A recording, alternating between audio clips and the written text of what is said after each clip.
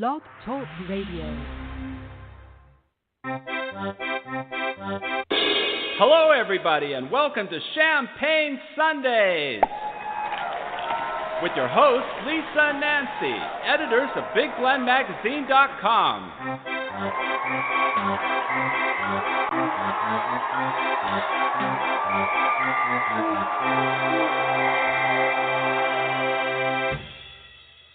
Well, happy National Inner Beauty Day, everybody.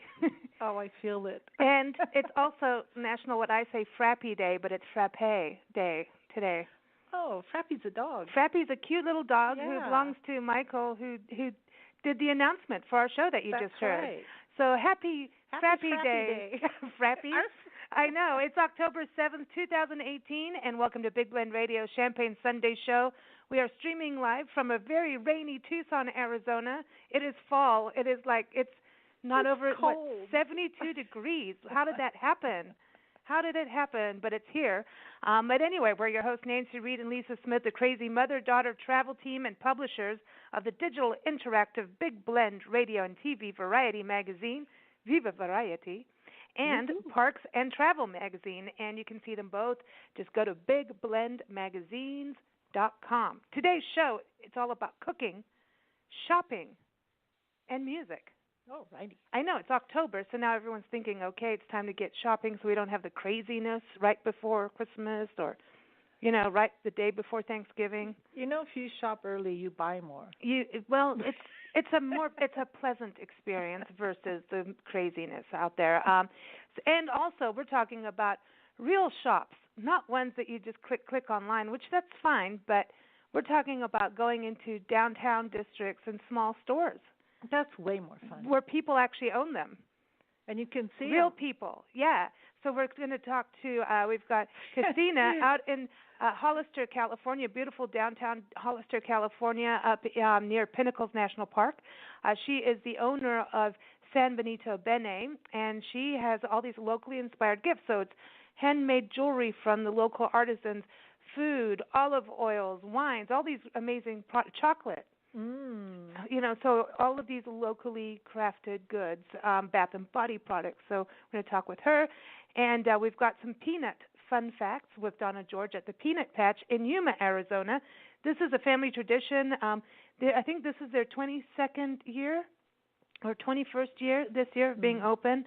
Under Donna's rule, but it's been going for a long time. And they're open October through April, and so they just opened up. So champagne toast to you, Donna. And Donna's got that whole place is awesome. Talk about chocolate and peanuts, fun place. Real licorice, smells really homemade really good. homemade fudge, yeah, ice you can cream. See them make it too. Yeah, peanut brittle. Oh my gosh, you have to take the tour and see the big slab of peanut brittle that goes. I mean, you got to see it on the slab. Oh, that sounds very Rocky Horror. Yes. Come into it's my lab. Halloween. That's it's right. Halloween. All right. So this is cool. We got 5-star chef Ivan Flowers back on the show today. In fact, he's going to join us in a couple seconds here, and he's going to teach us how to make his guajillo roasted chicken. Guajillo? Guajillo. I don't know. He's going to tell us. Like guacamole, but guajillo. It's like a chili pepper. Yeah. It comes from Mexico. I've always wanted to know about those dried chili peppers. You see what to do with them, so I think that might be connected. We'll find out. We feed them to parrots. It sounds good to me, and I was reading the recipe. It's up on blendradioandtv.com. Just type in Chef Ivan and chicken, then you'll find him. Right. That sounded good. Also, featured music on today's show, Te Quiero Mucho, from the Please Remember Me album. You can get that at DeGrazia Gallery in the Sun. It's honoring the manuscripts and music of the famed artist Ted DeGrazia. And also California Days from Josh Pfeiffer from his album American Crooner Act 1.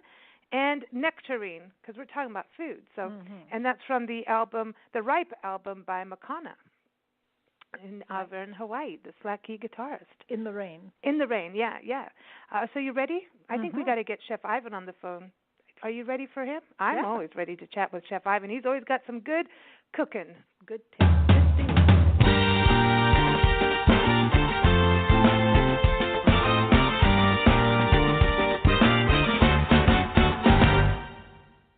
So five-star chef Ivan Flowers is back on Big Blend Radio Champagne Sunday show today to share how to make guajillo roasted chicken. And you can see Chef Ivan's recipes, including that one. Just go to blendradioandtv.com. You can listen to his past interviews as well. He's also on YouTube where he cooks with his pickle. So check it out. Go to YouTube and just type in Chef Ivan Flowers, and he's on Facebook and Twitter at Chef Ivan Flowers, and he also teaches at Temecula Valley High School. In fact, they have a really cool event coming up we'll talk about in a little bit. But first off, welcome back, Chef. How are you? I'm good, ladies. How are you? Good morning. Hey, good morning. We're good. We've got rain. The desert is always happy about rain, and we've had quite a bit this year. So we're pretty happy about that. So can we start drinking champagne now? Yay. Yes, you are permitted. Go. Okay, go. Yay. Cheers. Cheers. Go. Don't drink it too fast. You may get the little giggly burps, the little hiccupies. The champagne hiccups. Mm-hmm. That can happen, So, Chef, this is exciting. Guajillo roasted chicken. It sounds like a really good fall-winter dish. Yeah, anytime actually. Chicken is an amazing protein. You can do so many things with it. And the big thing is when people see dried chilies, they skip them. They keep walking. What do I do with it? It's dried, and it looks so weird. How do I make this work? And they tend not to use them, and in actuality, they're very, very simple. And so, all right, go ahead. No, a guajillo is it's a Mirasol chili that's dried. It's one of the most common chilies used in Mexico. It comes from the state of Zacatecas. The smaller ones are hotter. The long, wide ones are richer in flavor and less spicy. But it's a very, very, it's a chili that's used in everything from soups and stews to moles. It's extremely popular and delicious. So do you have to, reconstitute the chili in water or something to make it edible? That's all you do. I mean, you can leave the seeds in, take them out, make sure you take the stems off, reconstitute them in water. Always save some of that water if you want to add to the recipe, and that's it. And then you're going to blend it up with different ingredients to make the sauce. That's all it is. You're reconstituting the chili. So does that make it, less hot? It depends on what chili you're going to use. Chilies, if they're hot, they're going to be hot. If they're dry, they're going to be hotter because they've been dehydrated. So it just simply depends on which chili you use. A guajillo is not that hot. So also you have the options of leaving some of the seeds in. So that will adjust your on Scoville, it's pretty low. So it's not going to be very, very hot. You could add stuff to it as well. When you're making the mixture, if you want to add a little cayenne, if you want to add sriracha, if you want to add a little chopped habanero, you can combine chilies to get to the hotness that works for you. Ooh, this sounds like fun. I like this idea of reconstituting and putting them in water. Now, this to me, when you start doing it with the different chilies, this is something, again, that we could use on different dishes, right? Once you start getting this seasoning together, you could do it with other proteins, or maybe even just have this as a sauce that we can use with portobellos, or absolutely. You can use this on pork, you can use this on beef, mushrooms, you can use it on different vegetables, you can do some fruit dishes with it. You can make salsa. Pineapple. It makes great salsas as a component of salsa, for sure. Yeah. Oh, I like that. So we played good intro music for you, right? Yes. Oh, it's good because we're going to play Te Quiero Mucho at the end of your segment here, just because it's from the artist Ted DeGrazia. But right now, one of his exhibits is chickens, because apparently back in the day he used to have chickens running around the gallery. So anyway, there we go. We had to do that. But okay, so you've got the chicken. So this is.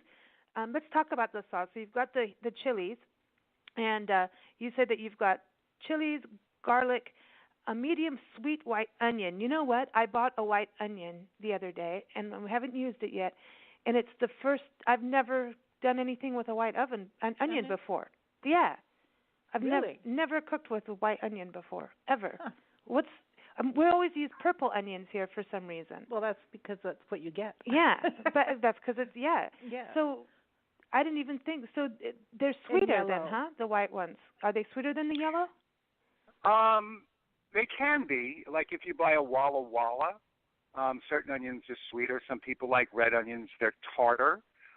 Spanish onions, white onions, it's all what you like. Okay. I like a white onion. I grew up with white onions. My grandmother Millie in Flatbush was like, forget it. It was like the whole floor smelled like onions and celery and garlic. So that was her sofrito. Wow. It's all what you like. So I want to get the Walla Walla ones just to say Walla Walla. You yes, know, Walla Walla Walla. Walla. And say, don't Walla you have Walla. any Walla Walla? Yeah, I want to go around asking for Walla Walla. You also Walla have Walla. the Maui sweet onions from Hawaii. Oh, Those that's are really, really nice. We went in Yerington, Nevada, is where they grow most of the onions in the West, and it's really a trip. We went into some of the farms where they dry them, they dry the outside and everything so that they can be shipped and everything. But they apparently, and then we would go to the stores and you look and it says, "Oh, onions come from here." It's like that's the onion land, and I had no idea. They're on the Pony Express. There's a bunch of onions growing, so you never know. I didn't know to ask them about Walla Walla. So you've got your white onion, and then you're going to do tomato, a small tomato. You say quartered. You've got sweet chili. So that's that paste, right? When you do that. It's the sauce. Mm-hmm. The Thai sweet chili. Sugar, a little canola. bit sugar, canola oil. Yeah, and so you're mixing that together. Yeah, basically what you're going to do is you're going to boil your chilies for about 2 minutes. You can keep the seeds or not. You strain out some of the liquid and then hold it to the side. Then what you do is you add in to the pot your garlic, sweet chili, onions, tomatoes, sugar, and canola, and you pulse until the mixture becomes smooth. Okay, so you blend all this together and then you go back in the pot. And then you cook it. You simmer that for another 10 minutes so it all comes together. It's that easy. It's that simple. Salt and pepper to taste at the end, and you're done. Now you have the glaze for your chicken. So it's one pot, a quick boil, a blender, and then you go back in the same pot that you used to boil the chilies, and you get this rich, thick mixture. Now, some people strain it if you don't want any of those seeds in there, or maybe some of the skins can get a little tough. So you can put it through a strainer and push it through with a teaspoon. You get this nice smooth sauce. If you want to now, at that point, if you want, you can put a touch of butter in to make it a little smoother, and it'll work as a wonderful glaze on the protein that you're using. Oh, wow. Nice. It's really simple. I like this. I know our friend Eva, she made the red chili sauce. Remember this? And then she said you can use it, for all kinds, like a sauce, and then sometimes add it into being like a barbecue sauce too, right? Yes. You could do that. Yes. Huh. Would you use this you can with convert fish? this very easily. You can convert this to a barbecue sauce by putting vinegar and extra tomato and then a touch more sugar. And then you're down the road of a barbecue sauce where it's going to have that vinegary, more tomatoey, and a little heat on the end. So it's like I tell my students, you can make food do anything you want. You have to control the food.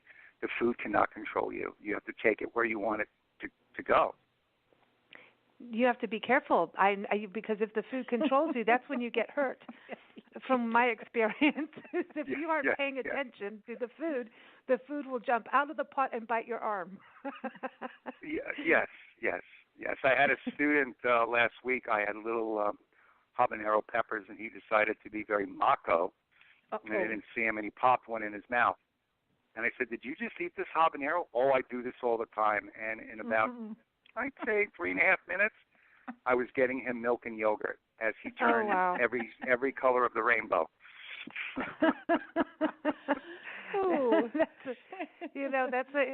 But that's the fun part of cooking, right? And kids and teaching them is getting this. Even your fingers, when you're working with chili, your fingers carry that, and you have to really wash. Otherwise, wherever you put don't rub your eyes, it's going to hurt. Yeah, just watch where you put your fingers after that. It could hurt. Here we go. So the other part, I want to get to the roasting the chicken, because you go and get like the whole chicken and start chopping the chicken. Yeah, you always buy the chicken whole. As a matter of fact, I'm going to be doing a class on that in another week where you can literally, if you cook 2 chickens a week as a family or whatever, if you buy a whole chicken and cut it yourself, you could actually save $2,200 a year compared to if you buy the parts. Yes. Yeah, once they portion a chicken for you, they sell it for, the whole is never equal to the parts. It's like, okay, I bought a car. If I was to buy this car piece by piece and put it together, I paid $26,000 for the car, but it would probably cost me close to $1 million in parts. Well, the same thing applies to a chicken. I'm a big believer every person in America should know how to fabricate a chicken. And then you think about all the byproducts, the chicken salad, the chicken soup. I mean, it goes on forever. It goes on forever. My grandmother was always like, get the giblets. She always liked the turkey was the thing. Get the giblets. And it was just so like, no, get the giblets. It's the most important part. Mm-hmm. I remember as a kid running around in Kenya, and they would do the thing to the chicken outside, and and they'd get a big pot, and they would sit there, and I'd be like, I was just playing with the chicken, but now it's too late. But they would sit and take all the feathers off, and that is it. And I love this because we watched Anthony Bourdain's thing in Kenya, and one of the things that just threw me was that I remember as a kid in Kenya, they would always chop meat on a tree stump, and there it was on TV. I was watching them do it again, and I'm like, oh my God, because I was like, you have these memories as a kid, and then, and sometimes you don't know you don't know what it is that you're remembering, like certain foods and stuff. And I was like, oh my God, they're still doing it. They're still chopping chicken on a stump. In the city market, they would bring their tree stump. Yep. I was so shocked the first time I shopped there. It was so much fun. And then you're like, okay, there's beef and there's lamb and there's all kinds of meat. And then you see what's on display. They don't sell you what you're looking at. They just whip out this thing and big old hatchet right there on the tree stump. And you're like, uh-oh. So I presume this is not what you're doing in class next week. No. Well, it's funny. I had a student last year. Kids love chicken. They eat fried chicken. They eat chicken nuggets. They eat chicken sandwiches, a Chick-fil-A and all this. And I had a class, and I'm a great believer in you got to know what a whole chicken is. I'm not taking it all the way back to the coops and the way they're raised. But I had the whole chicken. I put it out, and I put my hand in, take out the giblets, which is the heart, the stomach, and the liver. And I had a student pass out. He went on the floor. He hit the floor like he went down. Because he had never seen a whole chicken and with the giblets being taken out. So I'm like, you guys have to know this is culinary. I mean, but it was all good. He recovered. Talk about disconnect. He should have come to Kenya with me, like hung out with me. But it is freaky when you see all that. There is now. Okay, so when you are buying a whole chicken, right? So now when you go to the store, and I have not bought a whole chicken in years. Like I wouldn't know. I don't eat as much of the protein side of life that's not plant-based. But going in, I remember you could go in, right, and there's like. You can either go to the butcher part of a store, right, or go to a real butchery, or you go in, there's like frozen chickens, and then there's chickens like in a baggy thing. So what are you looking for? It's kind of like what we've talked about over Thanksgiving with turkey. I mean, are you doing the turkey frozen, or are you getting it fresh? How should we be purchasing it? I believe you always buy. First of all, whole chickens are so cheap. They run them on special, and they're like 77 cents a pound. And you can get a whole chicken for like $4.50. I mean, it is incredibly cheap. The butchers will try to then do picnic packs, leg and thigh, bone-in thigh, boneless, skinless thigh, breast, bone-in breast, skin on breast, boneless breast, and it goes as high as $8.99, $9.99 a pound, and you can literally in 45 seconds fabricate a chicken to all the parts that you want. So I'm really, really big in buying it whole and fabricating it. That's a weird But it word. doesn't matter if it's frozen or not. I don't buy frozen chicken. I buy fresh. It's always fresh, and even if I bought picnic packs, they don't usually sell chickens frozen. They'll sell turkeys frozen, but chickens frozen, no. You don't want to buy chicken frozen. Buy it fresh. I always feel like they've been frozen and then thawed out and frozen again. Mm-hmm. I always Well, get sometimes that. in transport, they'll put a little freeze on them, a light freeze, and that's just shelf life and stuff. But you don't want to buy frozen chicken. I think that's what happens to avocados sometimes. Sometimes you get avocados, and no matter what you do, you can't brown them. You put them in bags. You can do whatever you want, and like weeks will go by, and then eventually you just like hammer it open, and it's still like that. I think they're freezing them. And then if you do get one that somehow manages to ripen, it's like eating flour, like green, grainy. Yeah. Mushy and mealy. Yeah, I get it. Ew. Because there's too much water content. Yeah. Oh, that's happened to me. Yeah. Yeah, that's that frozen part of transportation. Yeah, I read that that an avocado doesn't ripen on the tree, and they ripen by heat, by being Tracy always buys them unripe, green. Yeah. She puts them in a paper bag, closes the paper bag, and then in 4 days they're right there. And she does a little dance. She like puts an avocado in a pan, and she does the avocado dance. It's very cute. And we get excited, and then we talk about it. It's avocado-y. You know, because there's nothing like it's California butter. Yeah, you just breakfast is avocado, omelets is avocado, salad is avocado. But and there's nothing worse than trying like an unripe or one with all those brown root things growing through it. And you know, I've learned now. So I did read this, and it says it has to warm naturally, not like in the oven or something. Naturally warm in order to ripen, because it's got something to do, some kind of gas that emits from the avocado that brings on the oil, and the avocado without oil will never ripen. So if you put it in the refrigerator, you can just toss it out. It's never going to ripen. Wow. Yes, it's true. That sucks. That Isn't sucks. that weird? Well, speaking of avocado chicken sandwiches are good. We just went hiking on Friday with a friend of ours, Rondi, and I always get excited because she makes the best sandwiches ever. And so once every few months I eat chicken because she makes these chicken sandwiches. And I'm like eating them. She did them on these soft rolls. They were like little Hawaiian soft rolls. And it was like chicken mayonnaise. She put a little hard-boiled egg in there. And I was like, what is this, dill or tarragon? And she had this like mustard dill that just was, I can't even tell you. She had that sweet and salty kind of tangy thing, like all those flavors. So now I was wondering about like the chicken, this guajillo roasted chicken, taking roasted chicken that's had that glaze and then putting that in a sandwich with avocado. Oh, yummy. Of course, absolutely. Oh my gosh. Oh yeah. And the bread is key. It's Hawaiian. Bread is everything. The bread is life. Oh, any Hawaiian bread is like to die for. I would do it with the boneless, skinless thigh.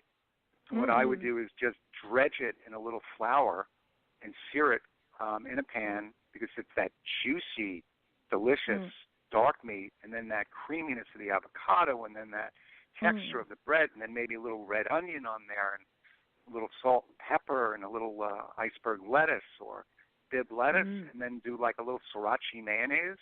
Or do an avocado mayonnaise. They make great avocado mayonnaise, and on and on and on. And it's not only the flavor, it's the texture. When you first bite into a sandwich, what hits you is the bread. Yeah. It's exactly it. And then I had another one, and then I had to stop because I had cookies. But that's the thing. I mean, there's nothing like this really good sandwich. And it was simple, you know? That's the other thing, that simplicity. Like this recipe is simple. You know, it's like, wow. And then you're basically putting these chicken pieces in a roasting pan, and there you go. So for moms, busy moms and dads, this is like a good family recipe. Yes. Yes. Easy. Chicken can feed you for the whole week, and you can have it in such different variations. You'll never have the same meal twice. Yeah, it's true. It's creative. And you talk about this, so you're gonna, you know, brush this chicken with the chili mixture. I'm trying to get us back on track because we always go off on a tangent. We're gonna put it in the oven, and then you say go in and check it every 20 minutes. So like, should it be like kind of thick or like a glaze? Like, is it thick like a stewy kind of thing? Like, are you still seeing the piece? It's like ketchup. It's got the consistency of ketchup. So you want to always watch it. You want to make sure it doesn't burn. You can put it on from the start, reapply as you need it, and then when it's done, tint it, reapply the sauce, put aluminum foil on it, let it sit for 10 minutes. So all that juice, everything goes back into the center. And this is delicious hot. This is really good cold, too. I have a thing about cold glazed chicken. It's just like, oh, God. Somehow I think you taste it more when it's cold. Yeah. I like cold food.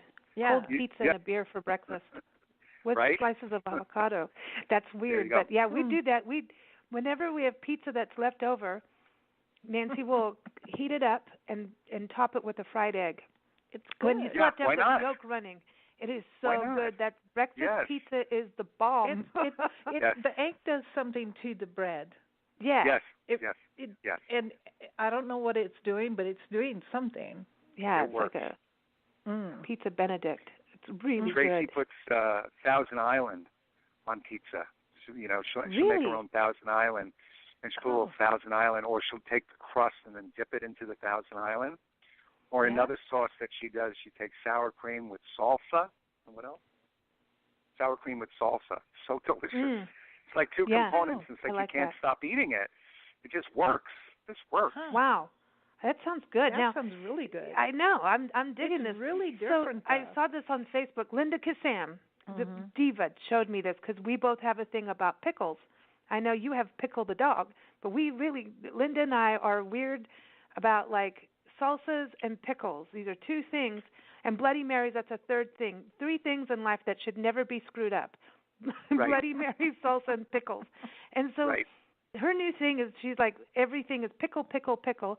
And so she posted this on my Facebook page. She's like, Lisa, would you do this? It's a garlic pizza. So this guy makes a garlic sauce. And then the pizza is pickles and mozzarella cheese. And I'm like, I'm going to make that. Would you do that, Ivan? Would you do it? Yeah. Really weird. I would try that. I make my own pickles, though, because they're easy to do and I control the salt. Commercial pickles, the salt, the sodium is through the roof. Guess what? You don't need that much salt. You can literally use 80% less and still have a fantastic pickle. Wow. You don't want an over salty pickle. Well, most of the salt that's put in pickles and stuff like that in the market is really, it's not for the taste. It's just to make it stay there for 10 years. And they put coloring in there. Yes, it's for Of course, it's processed. It's preservatives. Yeah. It sits on the shelf for weeks at a time. Pickles and sugar do that. They preserve. Why are they putting high fructose? Because I was looking at this sugar the other day. It's cheap. High fructose corn syrup in your pickle. It's cheap. Yeah, well, because cane sugar is more expensive. So I didn't even know about putting sugar in there. So pickling. So you get your own little cucumbers, which is cool because you can control the cucumber, right? So they may have organic pickles saying, oh, this is organic, but now how are the preservatives not organic? I mean, how that doesn't make sense to me. So this is organic. Your pickle could be organic, but the chemicals aren't organic. Right? Those are chemicals, so it doesn't matter. Yeah. At that point, get over it. Yeah, right. If you don't make it yourself, if it's hanging out in the grocery store, there's some components that are going to preserve it and give it shelf life. Okay. Otherwise, But how long does it take to make a pickle? Like, because when you think of it, it's scary. You can do, if you do slices, if you go thin, you can pickle slices in 20 minutes. If you do a whole pickle, they'll pickle in 20 minutes. It's called a quick pickle. It's a quick vinegar and spices. Everybody wants a quick pickle. It's vinegar but it's thin, and spices. so it's done. Yeah. If you do spears, it'll take maybe 6 hours. If you do whole pickles, it has to go into the pickle. That'll take maybe about 2 days. Yeah. But quick pickling can be done literally in 10 minutes. Onions, pickles, okra, tomatoes, all of it. Yeah. But my dad used to eat pickled cheese. It was the weirdest thing. Yeah, well, he was a butcher, so he used to pickle cheese, and I gotta try it. It's good, but it's really weird when you look at it. It's weird. He eats cheddar, and he cut it like in 1/4-inch kind of blocks. Yes. And he put it in this. I remember there was bay leaves and I forget coriander, bay leaves, all these spices with vinegar and a little bit of sugar. I think that's all it was. And with the spices, and put it into like a mason jar. He put the cheese in the mason jar with the pickling juice, and he just left it, and it kind of wizzens up a bit, and but it tastes really good. It's really good. There's something about it, like, you know, what I used to like in England, they used to have piccalilli, which had like, it was like a relish of, you know what I'm talking about? That of course. Relish. See that, and then mango chutney is something I crave. Mango chutney, good chutney. A good mango chutney. I crave pickled herring. I love pickled herring. And then my grandmother showed me how to do it when I was a kid, and then I would finish it in sour cream, and it was just it was to die for. That's interesting. In South Africa, all my friends would eat sardines out of a can. Oh, gross. And put condensed milk with them. I can't. What was that? No. Maybe it's just boarding school food, but there was the sardines and condensed milk thing, and or sour cream. They would do either one. You know, that was a thing. Sardines in a can. Some of them had tomatoey stuff. Some of them didn't. Some of them were oily, and I would just look at them and go, "Look at that! Look what you're eating." You know, that's what I was. But I did. I have to say this. Steve Schneikert, our Hollywood historian, he says that he puts sriracha on his pizza, and sometimes he tops it with Caesar salad. So he puts the whole makes a pizza and a salad all at the same time with sriracha. Why not?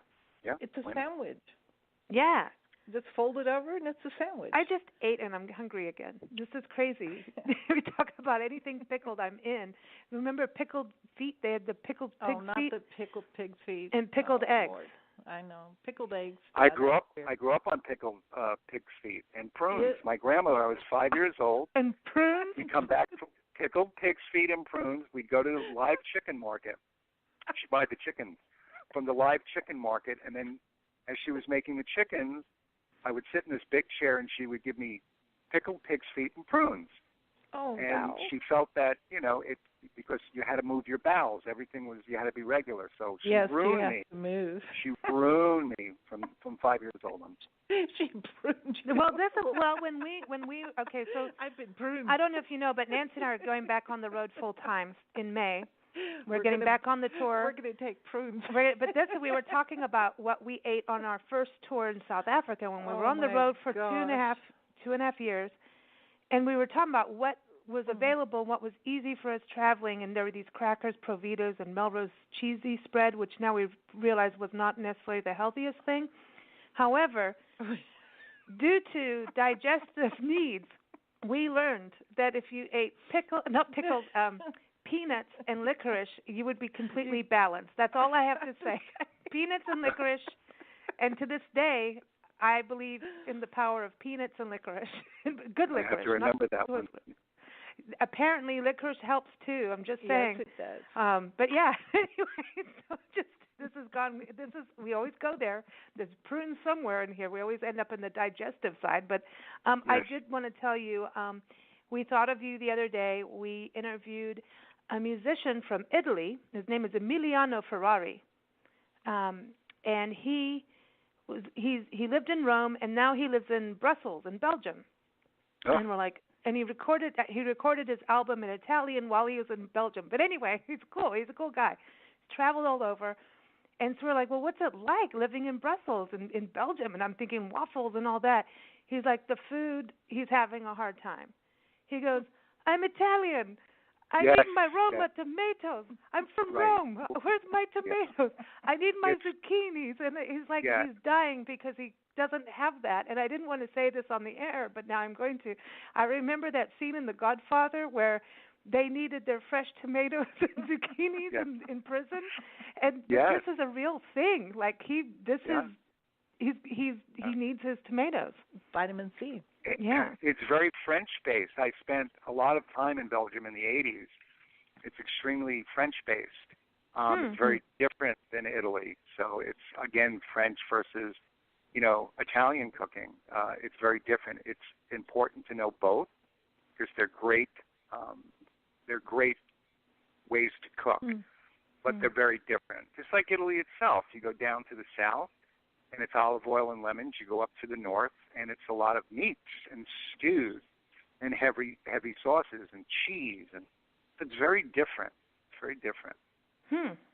I know I have friends who did Europe recently, or she was in Germany, and she's like, I've never thought that I would love salad so much. I can't wait to come home for salad. She's from California, and next thing you know, everything's meat and cheese and heavy, and she's like, I need salad. I need to come home for salad. And then I'll come back out. And while the food was really good, she was like, I need salad. A lot of sausages. Yeah. German cuisine is a lot of meat, a lot of sausages, a lot of wursts, liverwurst, picklewurst, knobelwurst, the wurst, and heavy breads and big steins of beer and gotta have potatoes, schnitzel. Yeah. Oh man. Okay, speaking of that, I want to bring this up because this is super cool. This everyone, if you go to visittemeculaValley.com, you'll be able to see this. And this is where Ivan teaches in Temecula, California, wine country, beautiful region, close to San Diego, close to Palm Springs and the mountains. It's just an awesome area. But now, I didn't actually know that this is the name of your class, that it's a CTE student. So this is career technical education, right? Yes, correct. Okay. So your teaching is pretty much teenagers, right? And high school teens. Yes. Temecula Valley High School. And there's this event. It's a second annual Battle of the Burgers. I want to go. I love it. It's being held at Pechanga Resort Casino. It's put together by Temecula Valley School District and also Visit Temecula Valley. So the Temecula Valley Visitor Bureau, check that out again.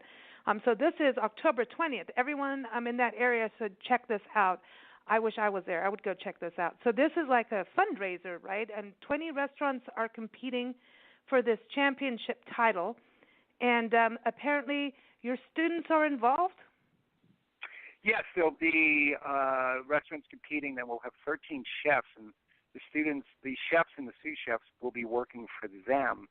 And they're going to be coming up with recipes to do loaded fries, to do different versions with the French fries. Now, I'll tell you, it's my Culinary 3 capstone class, and they're very bright.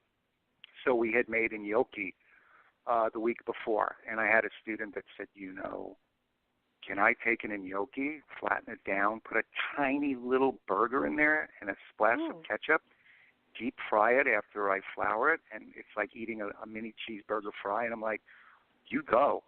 Wow. And I take egg roll wrappers and fill it with different things. And I'm like, so we're very excited. We meet with the chefs this Friday, so we'll go over it. There's 13 different restaurants and different venues, and everything from American to Thai to Philippine to Italian.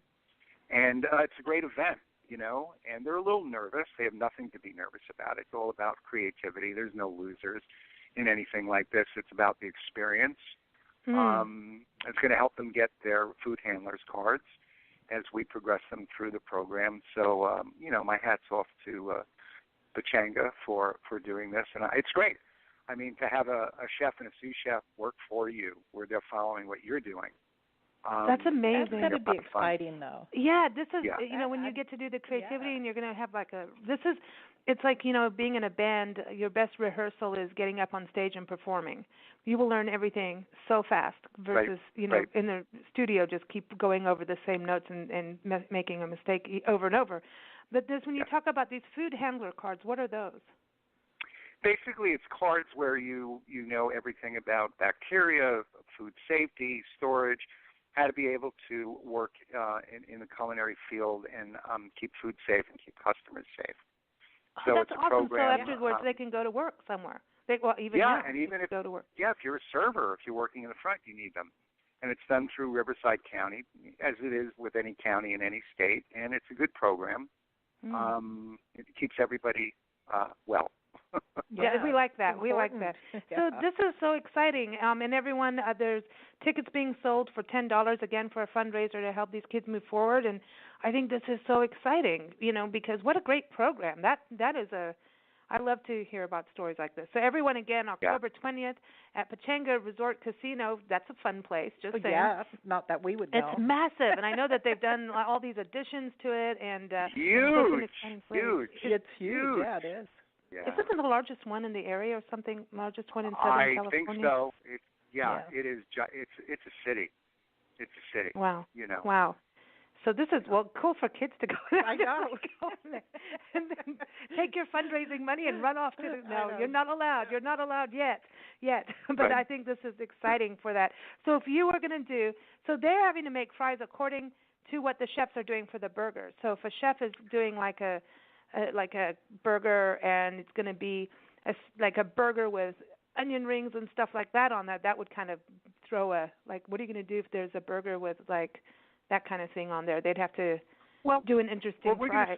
We're going to see. There's so many different fries. There's waffle fries. There's crinkle cuts. There's tater tots. There's French fries. There's the shoestring. There's sweet potato fries. So we'll talk about all of that, and then of course the simplicity. We've been working on a little bit, and they're writing ingredients with 30 things on them, and I'm like, no. We want to be simple.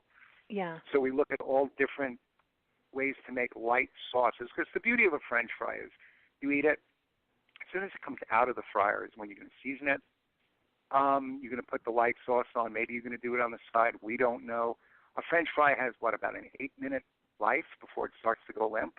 So you got to eat them right when they're out of the fryer, because then they start to, you pick up fast food, you come home, and the French fries are gone, Yeah. So we want to make it where it's going to work. You don't want the wilt. No limpage. Yeah. No, hey, no wilt. Before we get to our champagne toast, everyone visit TemeculaValley.com. Again, it's a website for that. Before we get to the toast, I have a question about onions. Because now, the white onion, now I'm going to go open up the onion. She's on the Walla So Walla. there's all this stuff going around. Of course, Facebook is great. People share information. But sometimes you have to question, is this true? Who put that information out there initially? Did they know what they were talking about?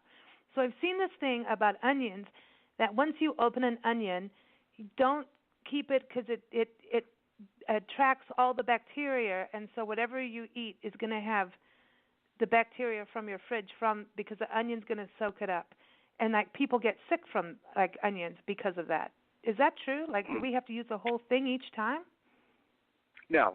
When you cut an onion and you're done, you just wrap it. Wrap it in plastic really tight. Yeah. You don't want to put it in the fridge because it's going to make other foods taste like an onion. Exactly. Because of the gas that it puts out. But like anything else, you just wrap it tight and you're fine. You don't have to use milk. I don't mind if everything tastes like an onion. Oh my gosh. Except for the wine. Don't ruin the wine. Don't. No. Well, that we finished, so you don't. And we don't have that problem in there. But okay, no, I was just wondering about that because it's you get these old wives' tales that sometimes are true and sometimes it's right. Really, how come I'm not dead yet? I always put it in plastic. Right. In a container. Or a container, yeah, exactly. I just cut off the sidey thingies. But, okay, everybody, it is time to pop the cork as though we haven't already. No.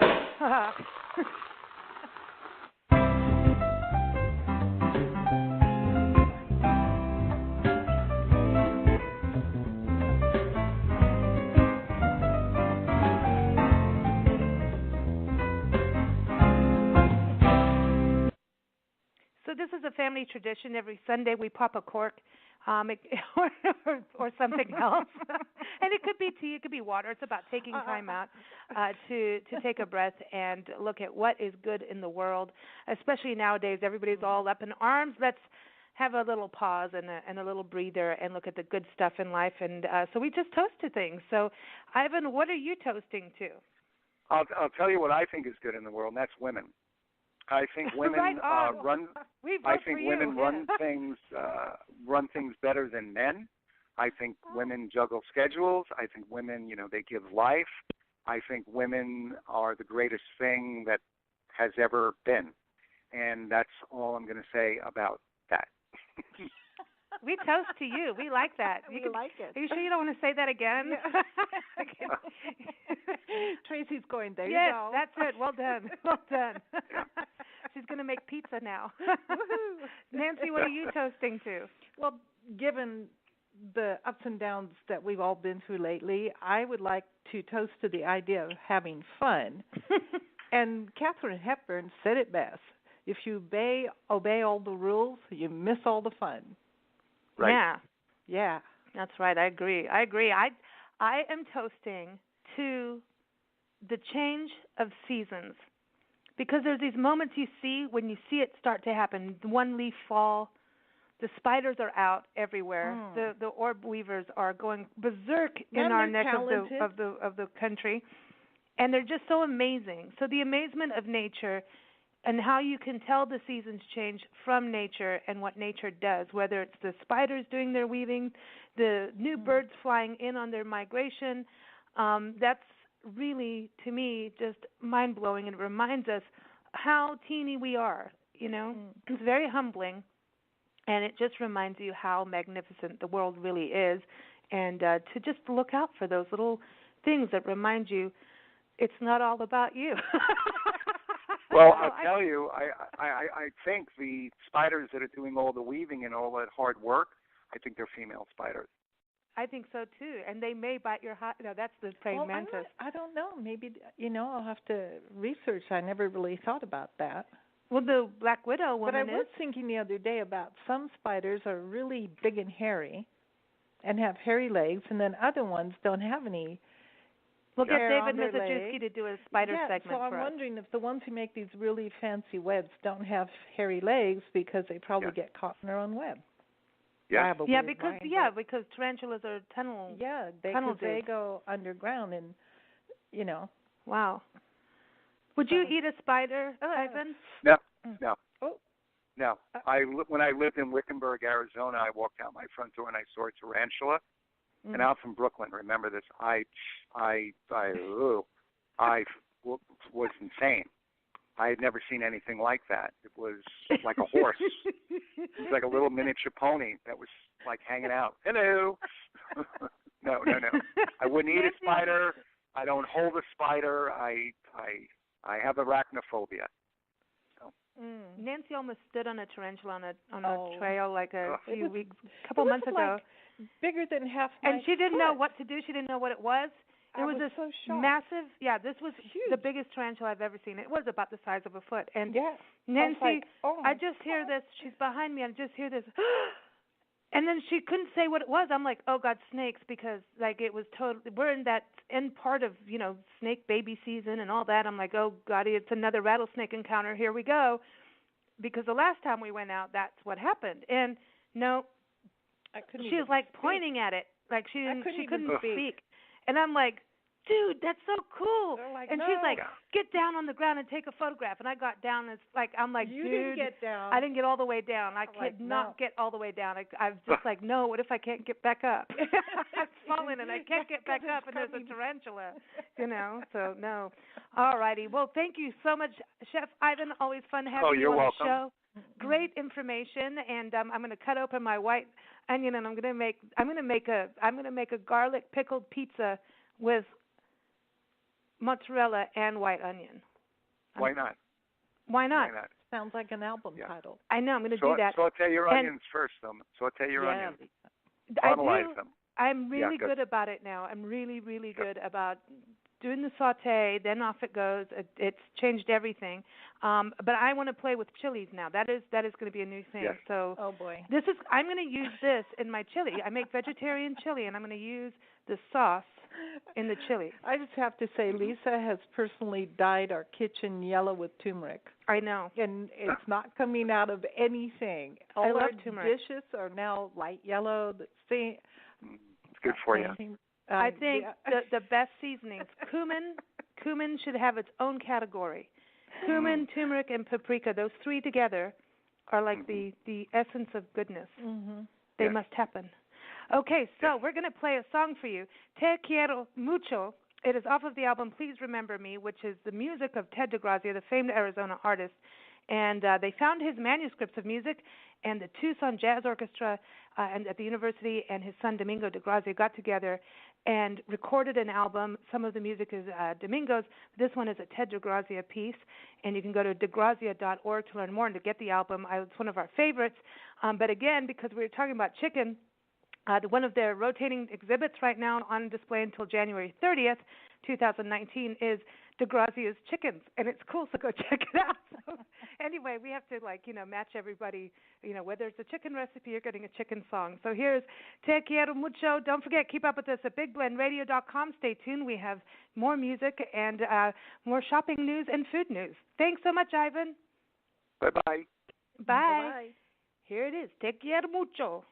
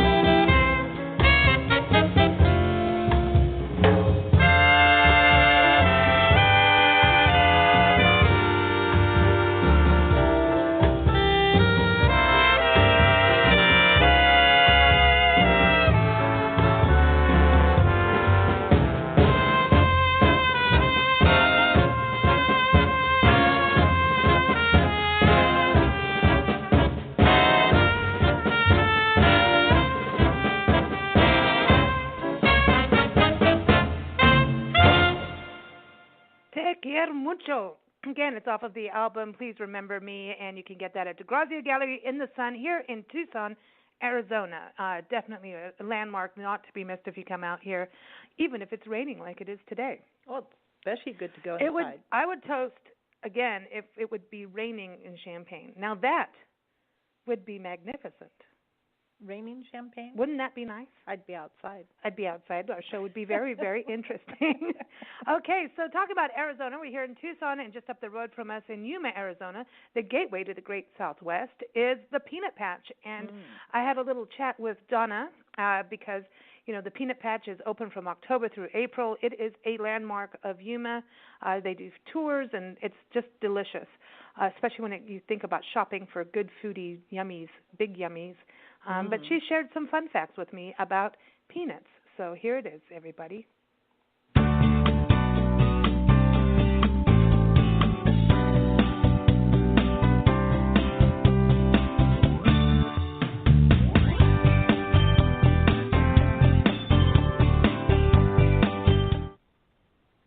The Peanut Patch is a delicious must-visit destination in beautiful Yuma, Arizona, the sunniest place in the world. And it is open from October, the beginning of October, through the end of April every year.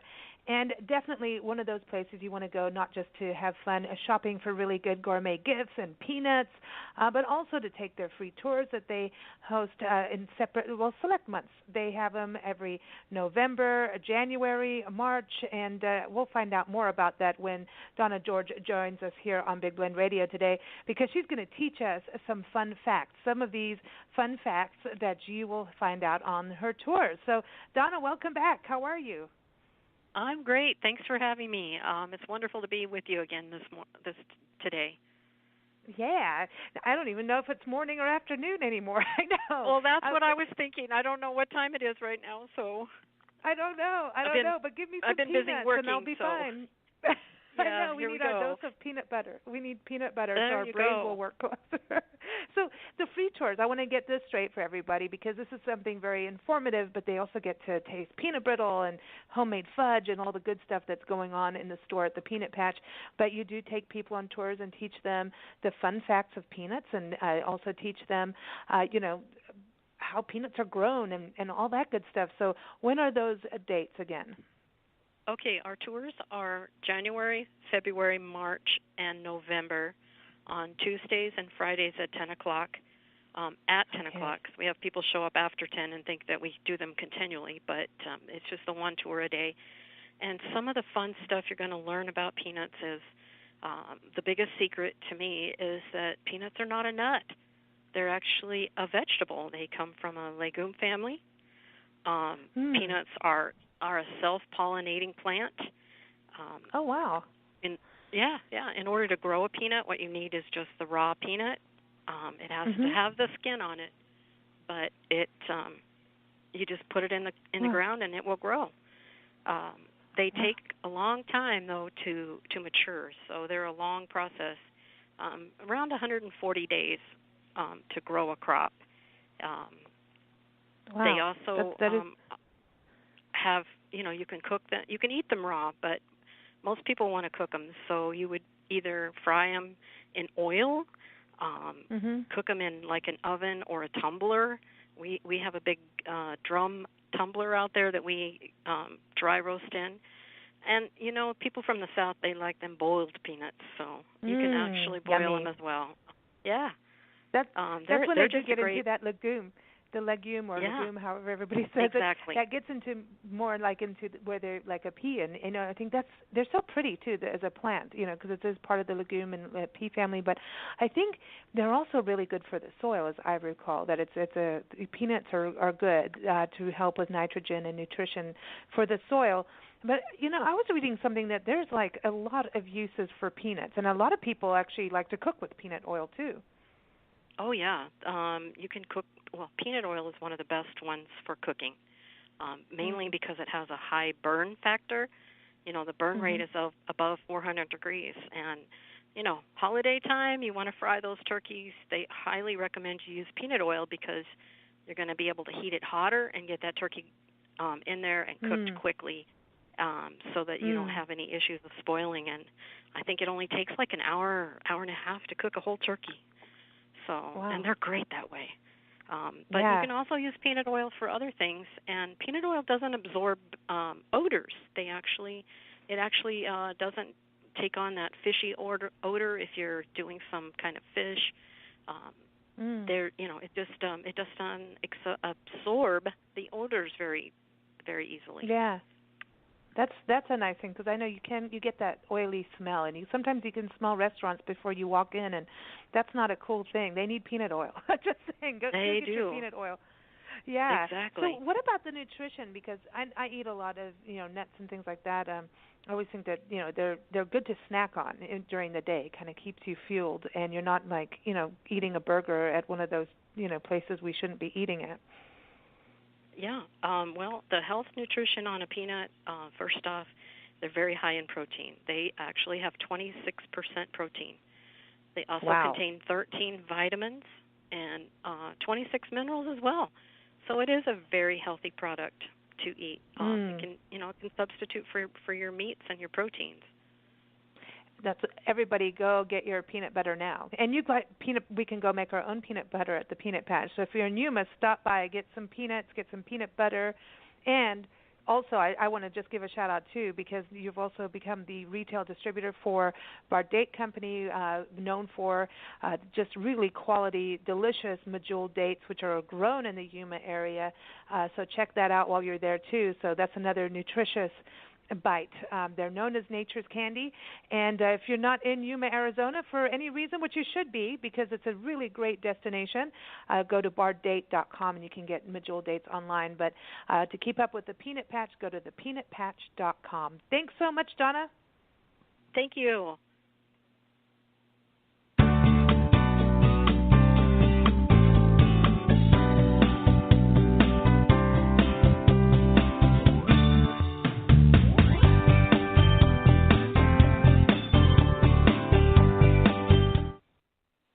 Everyone, that was awesome, Donna. I can't wait to go see her when we get back to Yuma. That's the best place to go for the holidays for shopping for goodies. You find something for everyone. She's got all kinds of gifts, especially like, if you're visiting Arizona for the first time, you can get like saguaro cactus seeds and all kinds of cool little books and gift cards and, again, homemade fudge. Should I just say it again? Homemade good fudge. So good. The tours are really interesting. And Yuma, Arizona, I was mentioning that with Chef Ivan. Nancy and I are going back on the road full-time, 3 to 5 years, could be 8 years, could be 10. On our quest to visit all the national park units. So there's over 417 units within our national park system. We'll be covering this all on nationalparktraveling.com, which is also home to our Parks and Travel magazine. And it's our Love Your Parks tour. So we're doing the national park units, but also all parks. And Yuma has the Yuma Crossing National Heritage Area, which is incredible. It's made up of state parks like the Colorado River Crossing State Park, which honors the history of the military history, the fort history, and also the history of people crossing over the Colorado River to go up to the gold mines, or you look at the expeditions like the Juan Bautista de Anza expedition back in 1776 where 240 people walked across the river, and the Kashans helped them. And also there's a Yuma Territorial Prison. Now that is cool. You got to go there. A lot of history. Our tour headquarters, again, I know a lot of you are used to hearing us air live from the Coronado Motor Hotel. We will be doing that again soon next year. They are our tour headquarters once again. They're also home to the Yuma Landing Bar and Grill, which is the site where the very first airplane landed in the state of Arizona, and that anniversary is coming up on October 11th. So check them out at yumalanding.com, very cool history, and also coronadomotorhotel.com. We were talking about, holidays and everything, but one thing that's really cool is they're having their very first annual Yuma Birding Nature and History Festival coming up January 5th, and you want to see that whole weekend. There's all these excursions. There's birding seminars, birding walks. There's history tours. There's just so much going on, and that's at the Yuma yumahistory.org. Right. That's the website to go to. yumahistorymuseum.org. Oh, excuse me, yes, yumahistorymuseum.org. Mm-hmm. This is where the museum, we always talk about the Casa de Coronado Museum. It is Yvonne Peach and John Peach who own the Coronado Motor Hotels. They have their own museum because they've been saving all the history of Yuma and tourism, and so you can find all the details on their museum website. And it's a new website. Yay. So everybody check it out, yumahistorymuseum.org. Okay. So now we're going to go to Hollister, which is another destination that we visited on our tour of parks. Hollister is in Central California. It's east of Monterey, and it is home to Pinnacles National Park. And the downtown district is charming, beautiful, historic, those buildings. The architecture, there's a walking tour for history and architecture. There's a walking tour for art. It's beautiful. And the area is surrounded by organic farms, wineries, world award-winning wineries, and just ranches. It's like real California. I like it a lot. You feel like beautiful. You could be aristocracy kind of style cowboy. Don't ask me what that means, but it reminds me of aristocratic cowboy. Yes, it's like Bonanza. Oh, you just want to play Bonanza. Yeah, I know. Well, I spoke to Kathina, our friend in the downtown district, who has this amazing shop that is local. And I think when we look at what's going on in the world, it's really cool to honor these mom-and-pop shops, and I don't always say that because it's not always mom-and-pop. But she has this amazing shop, and she is sticking to her commitment of being locally inspired. So Central California goods are in there, and I think that's amazing, and I think it's really important for locals to look at supporting their local shops, but also as visitors to an area to go into these stores and you're going to find things that you're never going to find somewhere else. It's part of the makeup of a community, and excited. I had a nice chat with her. So take a listen, and after the segment, we're going to play California Days by Josh Pfeiffer. Cool. All righty.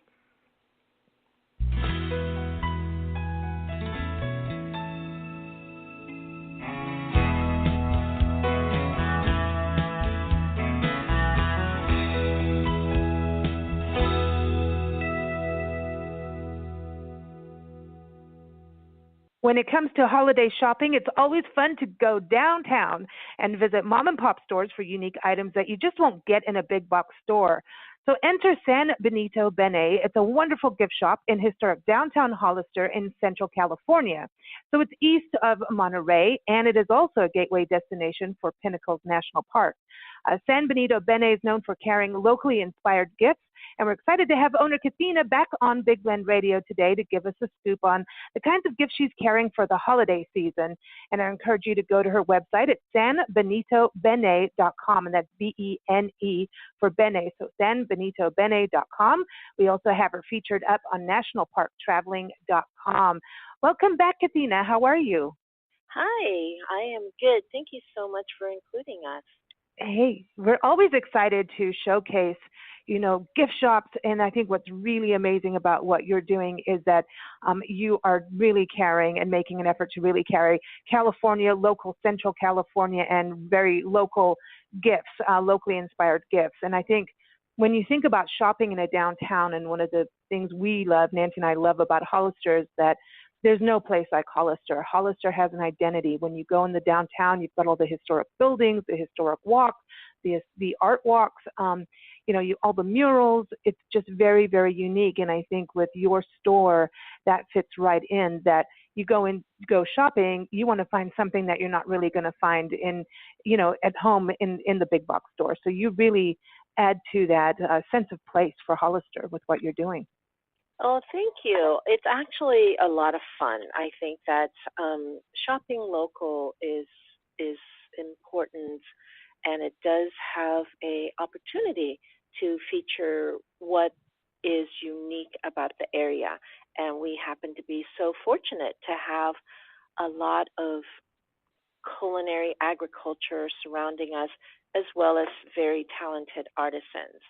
So and I also, having a store here, I have the, joy of collaborating with folks that can share their culture and their history, and I learn about the area and what's happening around the whole surrounding wonderful San Benito County. Well, it's a beautiful region, too. And I know one of the things is that, when it comes to food, San Benito County knows how to put on some good spreads. There's a lot of farm-to-table restaurants in the downtown area, too. So then you're getting a taste of the local food and farming. There's a lot of organic farms, but also at San Benito-Bene that you have the taste of San Benito County in there. Can you give us an idea of some of the culinary gifts that you have? Yes, we have award-winning olive oils, and we have gourmet chocolate and apricot products. We also have the gourmet spices, mustards, which we all sample. Plus, we are so fortunate to have award-winning chocolatiers here, Marich Chocolates, and we feature their wonderful variety, and we sample that as well. We also showcase, like I was mentioning, the very talented artists here, and we have some pottery, hand-crafted wood products. Plus, we have goat milk soaps and lotions, as well as organic ingredient hand salves and soaps. Plus, we have cookbooks from the area. It is just such a fun thing to do and share about our community.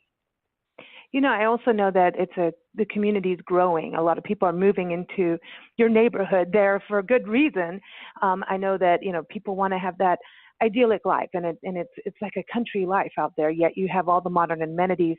And I think it's really nice for, I know it's the holiday season coming, and shopping local is really great. So all these, when it comes to Christmas, I want chocolate that's from my neighborhood, so that's really exciting. But it's also, nice welcoming, gifts, for people moving to the area, but also to send out, if families have moved out of the area.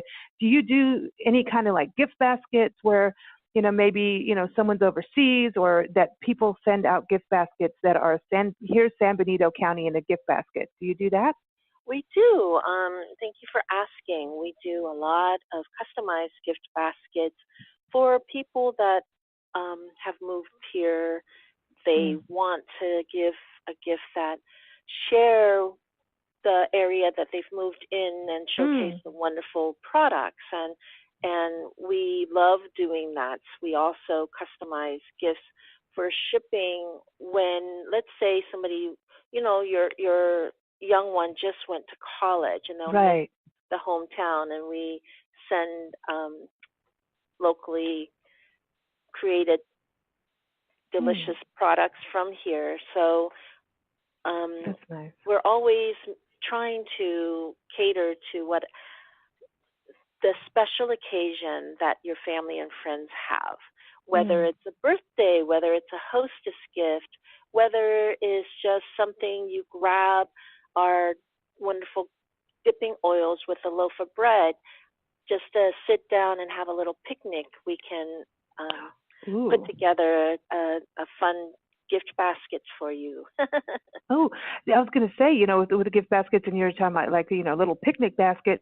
Do people come up from Pinnacles National Park afterwards and like, ooh, cool, we got food, or, grab some local, food? Because that's our thing when we travel and cover national parks, especially on our Love Your Parks tour. And we're excited because we have to come back to San Benito County if we're going to be on the road. So yeah, we do. Sorry.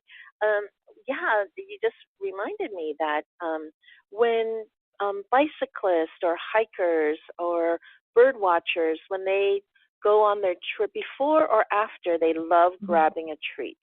So what better way to reward yourself than with some premium chocolates or chocolate caramel popcorn or dessert sauces. We have all of that they like to come just swing by and grab. Also, we are so lucky. I have the best neighbors. I have a bakery next door. I have several farm-to-table restaurants, as you mentioned, an organic cafe, several wine bars, as well as a sangria bar right across the street, a coffee shop. So it is a wonderful destination to showcase our lovely downtown neighborhood. Well, I think that's perfect. For shopping, you got to go have some wine. Wine and shopping go hand in hand. I'm just saying, sangria, that's a unique thing to have, like a sangria bar. You don't see that very often. That's awesome. That's awesome. I think it goes back to our award-winning wineries that are in our surrounding area. Not only is it a beautiful landscape, it also tells you about the rich agricultural, in our region, like you said. And so, what the Sangria Bar Epic Center across the street has done is to put together amazing wine with fresh local produce, and that taste is so yummy. And also so unique is the Farmhouse Cafe next door that featured the organic produce around here, as well as grass-fed beef and pastured chicken and et cetera, et cetera. And then having specialty coffee right next door from a most friendly barista is so fun. I am, like I said, when people come downtown, they're very surprised because we are still in the country, but they are so surprised of the variety of cuisine that we have.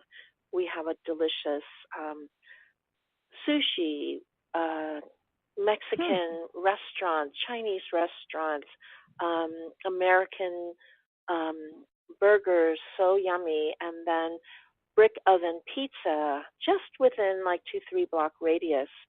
So that's the way to shop. It is a great place to shop because once you have a delicious meal, you like to just stroll, as well as once you take time and you come with your friends to do a little shopping, to do a little tasting. Again, we do pair a variety of olive oils and balsamics. Sometimes you just want to play, or sometimes you want to taste. You want to be inspired by all the culinary ingredients. And once you do that, you go, oh, I might want to stop for some coffee or a bite to eat. So San Benito County has so many wonderful local creators, and the downtown Hollister is lucky to have entrepreneurs that want to showcase that. And I love the downtown because, when you're walking, there's murals, there's sculptures, there's, all the architecture. To me, just it's so fascinating because you have so many styles of architecture from different periods. You've got the Gothic, and then there's an adobe around the corner. There's just it's really fascinating. So you're learning something. You can follow a trail and shop, and then stop in, taste some olive oil with you. One thing I wanted to ask is, what about I know you get a lot of car groups and cyclists, like you're saying. A lot of different groups come up because it's such a beautiful area to drive. I mean, I know just even, I was saying earlier, I want to do like a route for everybody to follow from the Sequoias or from Pinnacles and Hollister, because there's 3 major national parks all looped together off of one road, which is amazing. The Kings Canyon National Park, Sequoia National Park, and Pinnacles National Park.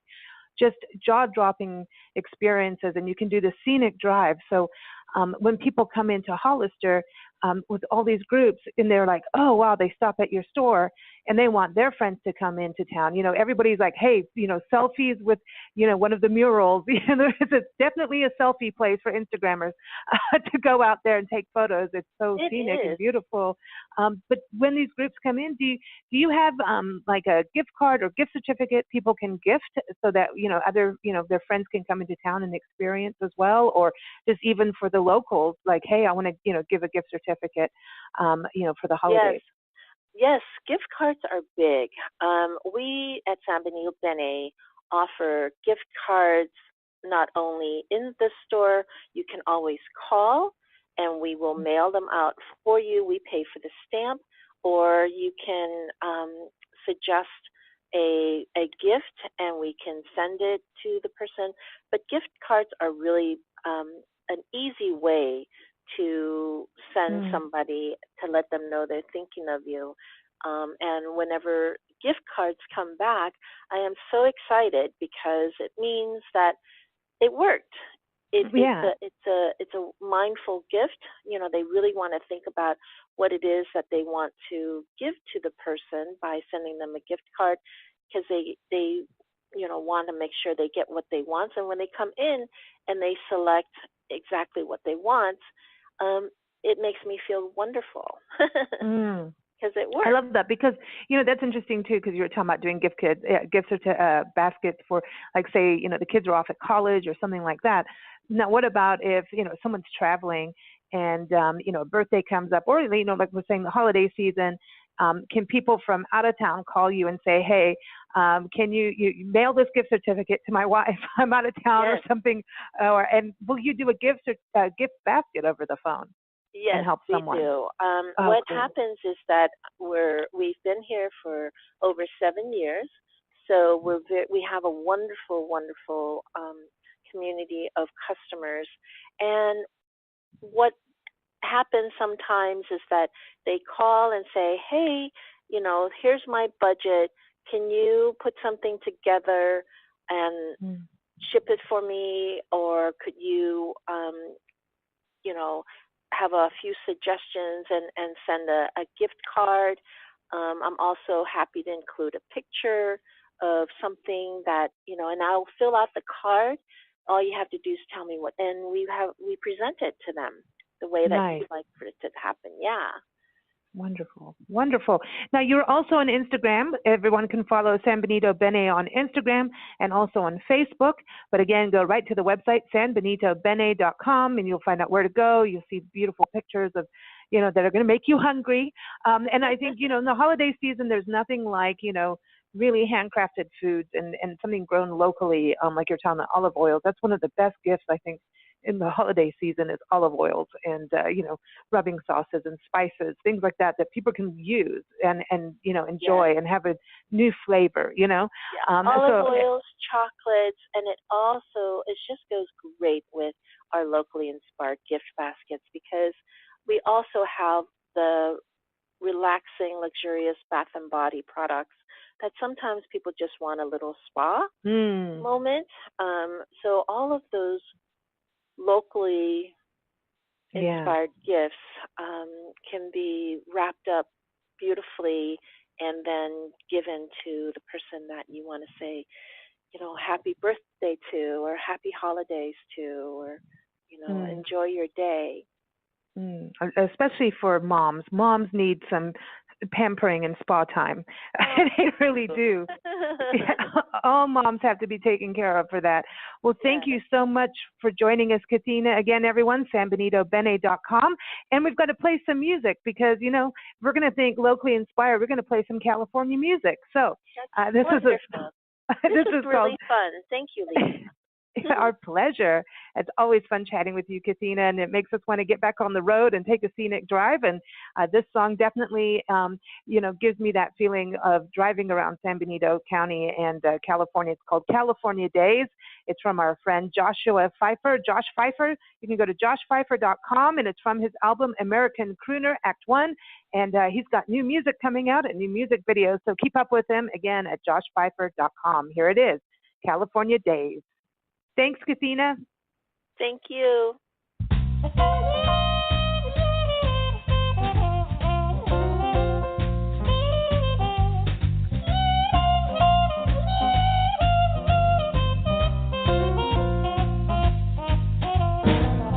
I love California days where the sunshine smiles on every face, where the ocean breezes blow and the swaying palm trees grow. I love California days. Take a drive on down the coast, find the things you love the most, from the Golden Gate to La Jolla Bay. Everybody knows it's true, so there's nothing you can do but pack your bags and head on down this way. California Days.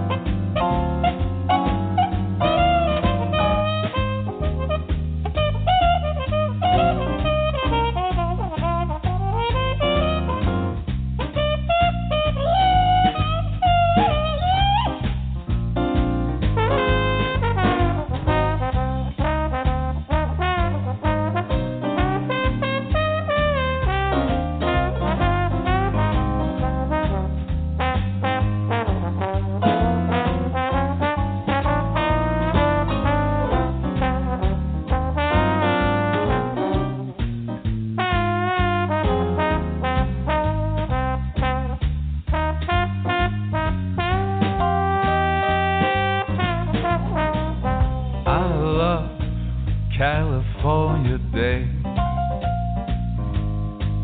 I got my sunshade and put the rag top down to stay. We could head to Monterey and watch that sunset fade away. I love California days.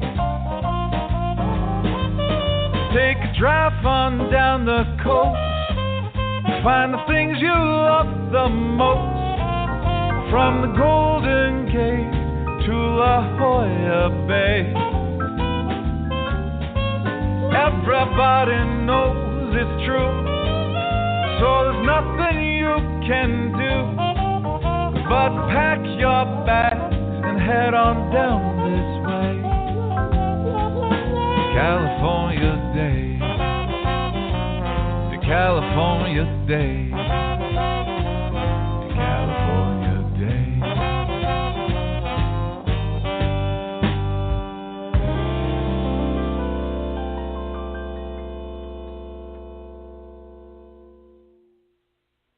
I love that song, everybody. Again, Josh Pfeiffer from his album American Crooner Act 1.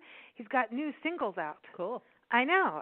Very cool. And definitely a good song to just chill out and enjoy the drive. Slow. You do want to go drive. You want to drive. Even the Golden Gate Bridge. Maybe not the Oakland Bay Bridge, but I'll do the Golden Gate Bridge. And okay. I'm good with that, with that song. I think we've done that, actually. I think we have played that over the Golden Gate Bridge. Now you got to do the other one. Yeah, and if you get lost, it's a good song to keep you calm. That's all right. I'm saying. Yeah. I want to thank everyone for joining us on today's show. Chef Ivan Flowers, Christina Zito over at San-Benito-Bene, and Donna over at the Peanut Patch in Yuma, Arizona. So good stuff. I'm ready for the holidays. I mean, the weather dropped. Yep. You know, here we it's go. Weird. We're sitting here covered in mosquito bites from our recent hike. And yet it's cold outside and rainy. It's not really cold, but for my blood it's cold. So it's very interesting. But the season has changed, and hey, the holidays are on their way. Most importantly, Halloween. Exactly, that's the best. And stay tuned for that, because we have a special show on October 31st, 4 p.m. Pacific time, 7 p.m. Eastern time. Our usual gang is back together. Steve Schneikert, a Hollywood historian, who sometimes there is Carol Channing. Or other people. Or The Hand. The Hand. Dr. Jackie Ubani. Oh, cool. You know how she always gets taken away by an ambulance. I know. Someone has a heart attack on Halloween. We also have Nancy and I. You never know if Mama Babushka shows up as well. Yeah, she does. We've got Ward Heinrichs, the attorney Ward Heinrichs, joining us. Because you know what happens. We have to play Ward's Ghost Court. Yes, I love it. Yeah, he gets to be a judge on that show. And then, we have to have Stephanie McMillan over from Springfield, Kentucky, because she's supplying the bourbon. She just doesn't That's right. And Halloween is nothing without bourbon. We're going to be playing the song game Spontaneous. Cool. So stay tuned for that and play along. So, again, everyone, special Halloween show. And I love our Halloween shows. You never know what's going to happen. I want to go trick-or-treating. I know. We can go trick-or-treating. We can do something crazy like that, for sure. But anyway, we're going to close with some music today. We've got Makana, slacky guitarist out of Hawaii. He's been traveling the world. Last thing I've been seeing him on Instagram and stuff, he's been in all these different places in Europe. And he was just out here in Santa Fe, and he recently played in a cave, a cave amphitheater. Yeah, cool. So cool. I wonder if he saw any bats. I think caves have bats. It's time to get Makana back on the show. Yeah, you can ask him. He is a really cool guy. He has also been performing theater. He's doing theater. He's doing so much. Wow. He's always doing something. So you can keep up with him at makanamusic.com. And we want to play Nectarine because we're talking about food. Yeah. And it's fun, and we're talking about shopping, and this involves food, shopping, and other things, as you will hear. Don't forget, you can keep up with us at bigblendradio.com. That's our show schedule is posted there. There are going to be some changes coming up in the next month or so as we ease into a new schedule for everything because of our tour, our Love Your Parks tour. Again, you can keep up with the magazines if you go to bigblendmagazines.com. We're on Twitter at Big Blend Mag, Facebook under Big Blend Magazine, and Instagram under Big Blend Radio TV. So here it is, Nectarine. It's always fun to play this song. I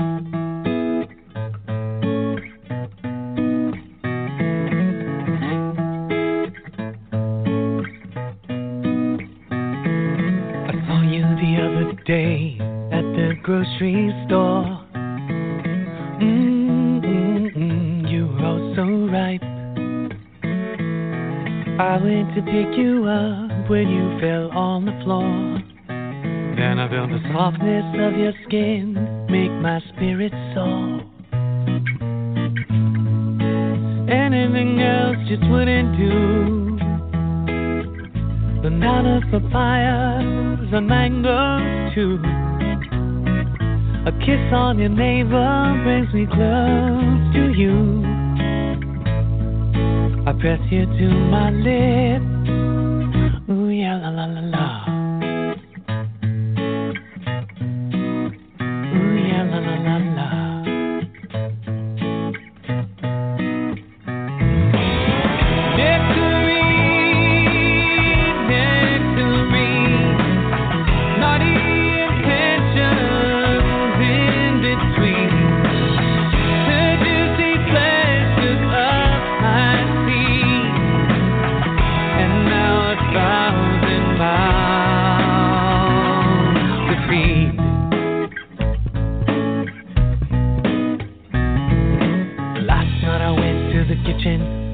Midnight snack.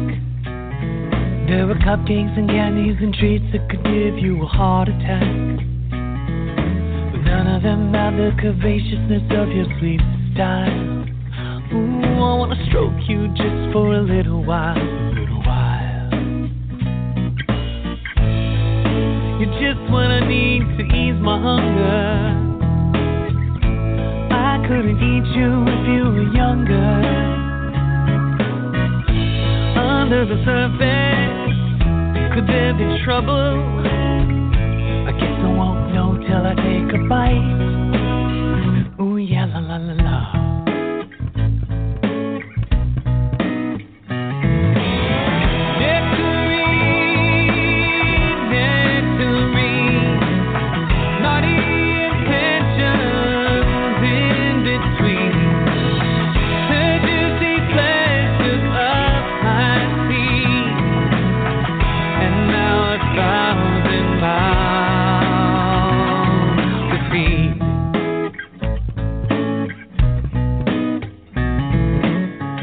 Sit down, stay for a while, slip into something and crack me a smile. Just hold me close, don't make no noise. Show me your suitcase full of your toys. Eat from my hand, suck on my toes. Show me the side of you nobody knows. I take you inside, sing you a ballad. You'll be so stoked you'll be tossed in my salad.